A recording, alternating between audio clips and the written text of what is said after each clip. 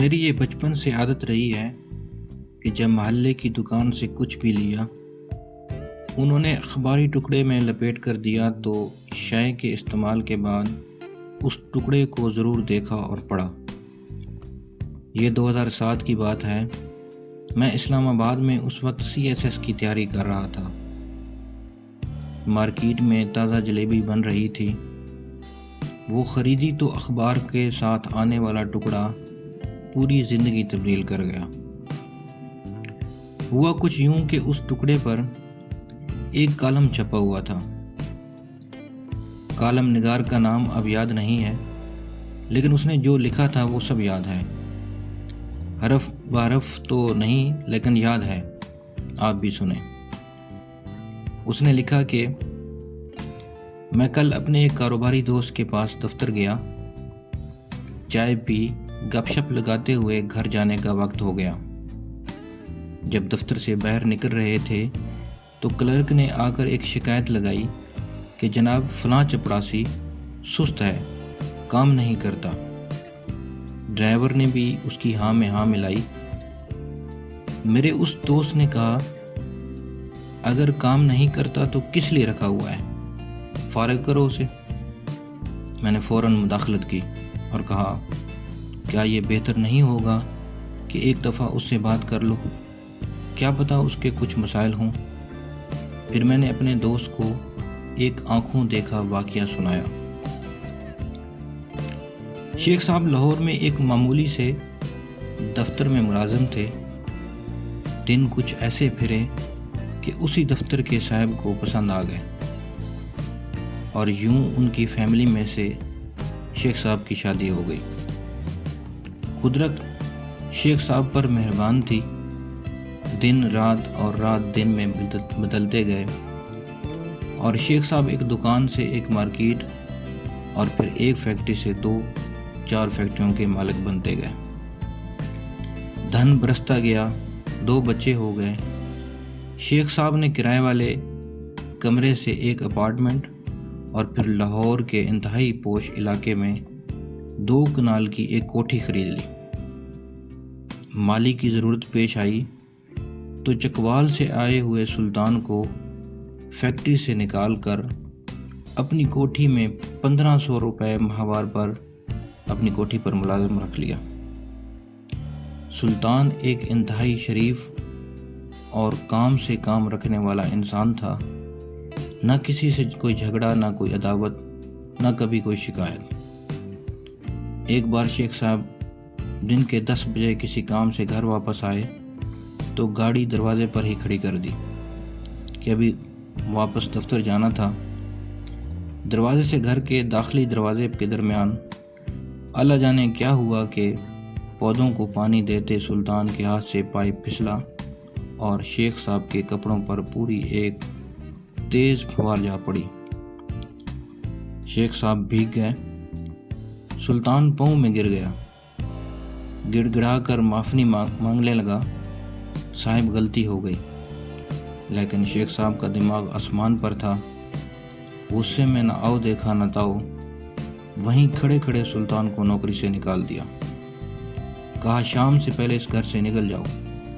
سلطان بیچارہ سامان کی پوٹلی باندھ کر گھر سے نکل کر دروازے کے پاس ہی بیٹھ گیا کہ شاید صاحب کا غصہ شام تک ٹھنڈا ہو جائے تو واپس بلا لیں۔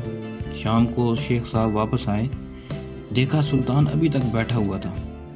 گارڈ کو کہا اسے دھکے دے کر نکال دو، یہ یہاں نظر نہ آئے۔ صبح ہوئی تو سلطان جا چکا تھا، رب جانے کہاں گیا تھا۔ وقت گزرتا گیا، شیخ صاحب کے تیزی سے ترقی پاتے کاروبار اور فیکٹریوں میں ایک ٹھہراؤ سا آنے لگا۔ کاروبار میں ترقی کی رفتار آہستہ آہستہ کم پڑتی گئی، لیکن شیخ صاحب زندگی سے بہت مطمئن تھے۔ پھر ایک فیکٹری میں آگ لگ گئی، پوری فیکٹری جل کر راکھ ہو گئی، کچھ مزدور بھی جل گئے۔ شیخ صاحب کو بیٹھے بٹھائے کروڑوں کا جھٹکا لگ گیا۔ کاروبار میں نقصان ہونا شروع ہوا تو شیخ صاحب کے ماتھے پر بل پڑنا شروع ہو گیا۔ بڑا بیٹا یونیورسٹی کا اسٹوڈنٹ تھا، دوستوں کے ساتھ سیر پر مری گیا، واپسی پر حادثہ ہوا تو وہ جوان جہان دنیا سے رخصت ہو گیا۔ شیخ صاحب کی کمر ٹوٹ گئی، نقصان پر نقصان ہوتے گئے، 2 کنال کی کوٹھی بیچ کر 10 مرلے کے عوامی طرز کے محلے میں آ گئے۔ جب عقل سے کچھ پلے نہ پڑا تو پیروں فقیروں کے ہاں چلے گئے کہ شاید کوئی دعا ہاتھ لگ جائے اور بگڑی ہوئی زندگی پھر سے سنور جائے۔ باقی ماندہ کاروبار بیچ کر اور کچھ دیگر پراپرٹی کو رہن رکھ کر بینک سے قرض لیا اور چھوٹے بیٹے کو نیا کاروبار کر کے دیا۔ اس کے پارٹنر نے، دوست نے دغا کیا اور اکثر پیسہ ڈوب گیا۔ شیخ صاحب 60 سال کی عمر میں چارپائی سے جا لگے۔ ایک دن ایک پرانے جاننے والے ملنے آئے، حالات دیکھے تو بہت افسوس کیا۔ کہا شیخ صاحب انڈیا سے ایک بزرگ آئے ہوئے ہیں، بہت بڑے اللہ والے ہیں، داتا صاحب کے پاس ہی ایک مکان میں ان کا چند دن کا قیام ہے، اگر ان کے پاس سے دعا کروا لیں تو اللہ کرم کرے گا۔ شیخ صاحب فوراً تیار ہو گئے، اس مکان پر پہنچے، ملاقات کی، مسئلہ بیان کیا۔ انہوں نے آنکھیں بند کی، کچھ دیر مراقبے کی کیفیت میں رہے، پھر آنکھیں کھولی، شیخ کو دیکھا اور کہا تم نے سلطان کو کیوں نکالا تھا؟ شیخ کے سر پر گویا ایک قیامت ٹوٹ پڑی، آنکھوں سے آنسوؤں کی ایک نہ تھمنے والی لڑی جاری ہو گئی۔ شیخ بزرگ کے پاؤں میں گر گیا، معافیاں مانگنے لگا۔ بزرگ نے اسے کہا میری بات سنو، پروردگار رازق ہے، وہ رزق ضرور دے گا، لیکن اس کا وسیلہ انسانوں کو ہی بنائے گا۔ اوپر سے نیچے آتے پانی کی تقسیم جس طرح نہروں نالوں کی طرح ہوتی ہے، رزق کی تقسیم اسی طرح ہے۔ پروردگار کے نزدیک ہم میں سے ہر ایک شخص وسیلہ ہے کسی اور کے رزق کا۔ اگر آپ وسیلہ بننے سے انکار کرو گے تو تمہارے حصے کا وہ رزق جو اسے وسیلے سے تمہیں بطور معاوضہ مل رہا تھا وہ ختم ہو جائے گا۔ تمہیں لاکھوں کروڑوں سلطان کو 1500 روپے دینے کے لیے ملتے تھے، تم نے وہ روک لیے، اوپر والا نے تمہارا معاوضہ ختم کر دیا۔ اب جاؤ اور سلطان کو ڈھونڈو، اگر وہ مان جائے، معاف کر دے تو تمہارے دن پھر جائیں گے۔ شیخ کی دنیا لٹ گئی، وہ سر پیٹتا گھر آیا، پرانے کاغذات ڈھونڈتا رہا، شاید کہیں سلطان کا کوئی پتہ، کوئی شناسی کارڈ اور کوئی اور معلومات مل سکیں۔ کچھ بھی نہ ملا تو شیخ دیوانہ وار سلطان کو ڈھونڈنے چکوال جانے والی بس میں سب بیٹھ کر چکوال چلا گیا، مگر سلطان نہ ملا۔ چھوٹا بیٹا ڈھونڈتا ڈھونڈتا چکوال اڈے پر آ پہنچا اور باپ کو واپس لاہور لے آیا، لیکن شیخ کا دل کا سکون ختم ہو گیا تھا۔ کچھ دن بعد شیخ پھر گھر سے غائب ہوا تو بیٹے کو معلوم تھا کہ کہاں ملے گا۔ وہ چکوال پہنچا تو دیکھا باپ زمین پر بیٹھا سر میں راکھ ڈال رہا تھا اور کہہ رہا تھا سلطان تم کہاں ہو، سلطان تم کہاں ہو۔ بیٹا خود روتا ہوا باپ کو واپس لے آیا۔ چند دن کے بعد شیخ کا انتقال ہو گیا۔